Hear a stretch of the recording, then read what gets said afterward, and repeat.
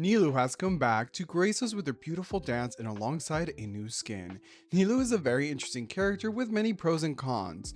She is able to change Dendro cores to more powerful versions called bountiful cores. These cores not only have more damage output, but explode faster and have a larger AoE. She excels against multiple enemies and she's very easy to build and can be quite beneficial to any free-to-play account or heavy spenders. She also comes complete as C0. Nilou does have some drawbacks though, as she can only be used in teams with only Hydro and Dendro. This drawback, however, only occurs for her bountiful core damage. Now, if you are wanting to build Nilou as your standard HP scaling Hydro main DPS, then you can build her with other teams. So in this video, we're going to go over both builds. So let's go ahead and get into the video. Now let's go ahead and start with her talents. Her normal attack. She performs 3 strikes that are beautiful, but you're not really going to be using these unless you are in her sword stance with her elemental skill. Her elemental skill, Nilou enters the pirouette state and deals hydro damage based on Nilou's max HP. Now, while she is in this state, you can either hit her skill or normal attack up to 3 times. Whatever Nilou ends with, skill or normal attack, will give her a certain dance step, and all damage from this is considered elemental skill damage. If the third dance from her skill is a normal attack, she will unleash hydro damage to opponents and grant her the lunar prayer effect. This will convert her normal attack into sword dance techniques, and her final hit will unleash a luminous illusion. This allows her to be the main DPS of your team. You can even build her for Vape comps this way, which is not optimal for her, but it is a lot of fun. Keep in mind, however, you are normal attacking with her, but all the damage is coming from her elemental skill. If Nilou uses her skill again for the third dance step, she will gain the tranquility of aura that follows your active character around and applies the wet status to opponents within its AoE. Now, this doesn't do any damage. This is amazing to cause more bountiful cores to sprout, especially since you do not need to have Nilou on the field and you can have a Dendro Catalyst user, normal attack, and there you go. Nilou's elemental burst. It deals AoE hydro damage and applies a special state on the opponent hit. This will detonate after a short time, dealing more hydro damage. A very simple but effective for more hydro application and damage. Nilou's first passive, Court of Dancing Petals. This is the core of her kit. When your party only consists of Dendro and Hydro units, after the third hit from her skill, your party will gain the Golden Chalice Bounty state. Now, during this state, all characters will gain 100 Elemental Mastery, and Dendro cores will now become Bountiful cores, which are bigger, more powerful, and explode instantly. This allows Nilou to excel in multi-enemy matchups, as each enemy's ICD will help create more cores, but she's still very viable in single target scenarios. Her second passive, Dreamy Dance of Eons. Every 1000 points of Nilou's max HP that exceeds 30k will cause the damage dealt by bountiful cores to increase by 9%, max 400%. To achieve the cap, you must build Nilou with at least 70,000 HP, which is a lot, but try to keep her between 50 to 60k HP. Now, Nilou comes complete at C0, but her cons can increase her damage, so let's go over them. Her C1, the damage from her sword dance state is increased by 65%, and her aura duration is increased by 6 seconds. A very valuable constellation, as you're going to have 100% uptime on her aura duration, and that increase for her sword dance state is quite nice.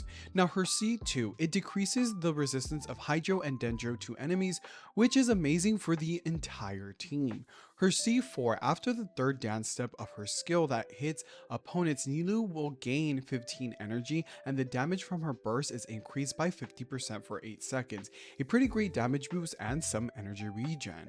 Her C6, Nilou will now gain 0.6% crit rate and 1.2% crit damage for every 1000 HP Nilou has, maxing out at 30% and 60% respectively. This is amazing. It's going to allow Nilou to do some crits with her damage.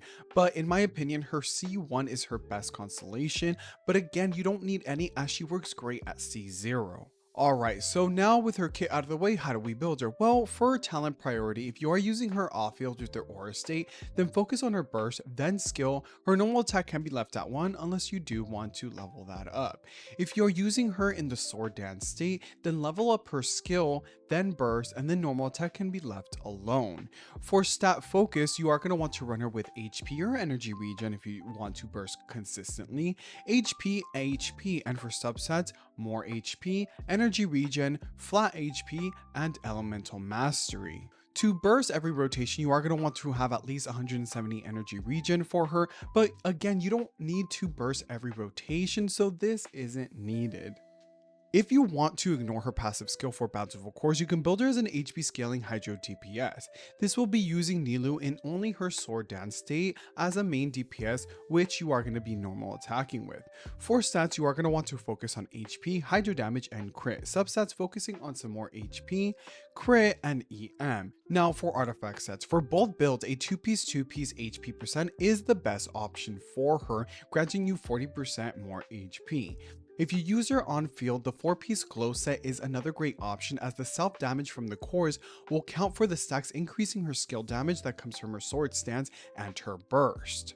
Now for weapons. HP weapons are best for Nilou as they increase her bountiful core damage. You are able to use elemental mastery or energy regen swords.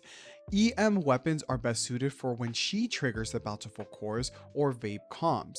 ER is used for bursting often, so let's go over some. The Iron Sting is the best craftable option with EM and a passive increasing elemental damage.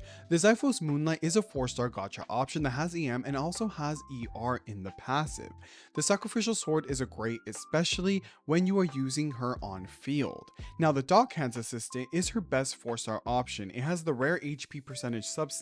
The passive is great, gaining some elemental mastery and energy regen. The Freedom Sword looks great on her and has a high EM base stat.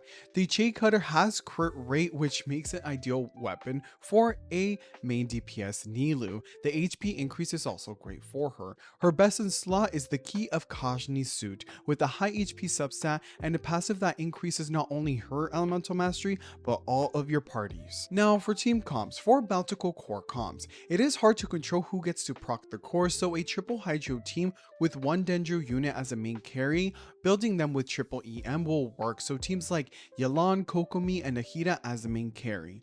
Using double Hydro and Dendro can make more cores, but controlling who procs the cores becomes a bit messy, so you want some EM on everyone. You can use Baizu, Nahida, Yelan, and Nilou for example.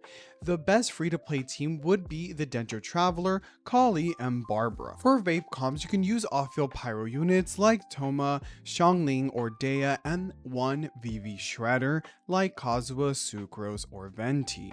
Nilou is such an incredible unit. She is very unique, nothing like Genshin Impact has done before and hasn't done as of yet, gaining another reaction with one unit. Please like, share, and subscribe if you liked the video. I do stream most nights on Twitch, so catch me on there and I'll see you next time.